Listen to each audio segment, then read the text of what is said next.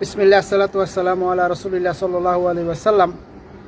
আমরা যাচ্ছি সেকেন্ড রাউন্ডের দিকে, যুদ্ধের সেকেন্ড রাউন্ডের দিকে, কারণ ইরান রিফিউজ করছে সেকেন্ড রাউন্ডের টকের দিকে। মানে যে সেকেন্ড রাউন্ডে যে সমস্ত ডিসকাশন করার কথা ছিল সিজ ফায়ার নিয়ে, ইরান বলছে thanks but no thanks, second হবে না।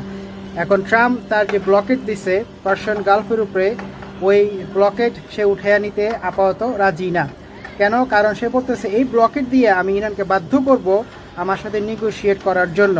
অথচ হাস্যকর ব্যাপার হলো এই ব্লকেট ইরানের ইকোনমিকে কোনোভাবেই ধ্বংস করার মানে সম্ভাবনাই নাই। সে ট্রাম্প যে সমস্ত পলিসি অ্যাডপ্ট করছে এগুলো হচ্ছে আউট অফ ডেসপারেশন। সে এতই পাগল হয়ে গেছে যে এখন সে যা খুশি মানে যেটা সম্ভব করা সেটাই করতেছে তার পক্ষে। কিন্তু সে জানে, সে নিজেও জানে যে এই সমস্ত ব্লকেট দিয়ে এই সমস্ত পাগলামি কইরা কিন্তু সে সলিউশনে আসতে পারবে না, কারণ আমেরিকাতে গ্যাসের প্রাইস বাড়তেছে।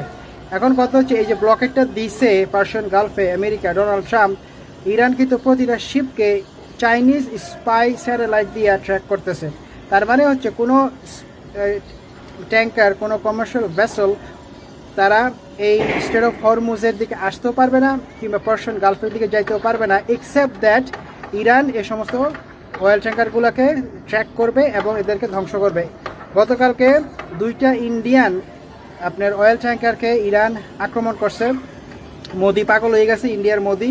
সে বলতেছে যে ইরানিয়ান অ্যাম্বাসেডারকে ডাকো, সামন করছে এবং তাদেরকে বলাইতেছে তুমি কেন আমার শিপে অ্যাটাক করলা। অথচ দেখেন মোদি 2 দিন আগে ইসরায়েল ভিজিট করছে, যুদ্ধের ঠিক কয়েকদিন আগে, 2-3 দিন আগে সে ইসরায়েলে নেতানিয়াহু যে জায়নিস এই যে জু আছে তার সাথে হাত মিলাইছে। এখন সে বলতেছে কেন টার্গেট করলা। ওয়েল, ইন্ডিয়াকে ইরান কিন্তু অনেক ছাড় দিছে, আর দেওয়া সম্ভব না। মোদিকে অনেক ছাড় দিছে, আর দেওয়া সম্ভব না। এখন মোদি যদি তেল আনতে চায় তাহলে অবশ্যই তার স্টেটমেন্ট প্রো ইরানিয়ান হতে হবে। এখন সে ইসরায়েলের পক্ষ নিলে কোনো কাজ হবে না, তার ইকোনমি, ইন্ডিয়ার ইকোনমি ধ্বংস হয়ে যাবে।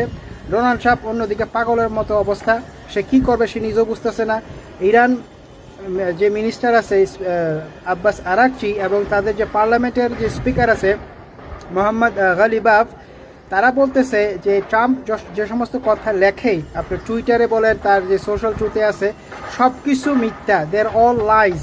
এবং ট্রাম্প যে বলছে ইরানের ইউরেনিয়ামগুলোকে সে নিয়ে নিবে আমেরিকাতে, তারা বলতেছে এটা একটা বড় ধরনের মিথ্যা কথা। ট্রাম্প এখন পুরা পাগল প্রায়। ইন্ডিয়ার অবস্থা খারাপ, আমেরিকার অবস্থা খারাপ, বাংলাদেশের অবস্থা কিন্তু খুব একটা ভালো না। তো আশা করি ইনশাআল্লাহ এই টকটা খুব দ্রুত শুরু হবে। আমেরিকার ট্রাম্প তার সেন্সে আসবে এবং সব শর্ত, ইরানের শর্ত মাইনে নেবে। এছাড়া কোনো উপায়ও নাই, কারণ ইরানের ইকোনমি মোটেই ধ্বংস হইতেছে না, তারা কিন্তু খুব ভালোভাবেই বাঁচতেছে, জীবনযাত্রা করতেছে, যাদের জীবনযাত্রা মানও ভালো। কিন্তু সাফার করতেছে কি আমরা, ট্রাম্প, ইন্ডিয়া, পুরো দুনিয়াবাসী, বাট নট ইরান, চায়না ও রাশিয়া। আসসালামু আলাইকুম রহমতুল্লাহ বারকাতুহু।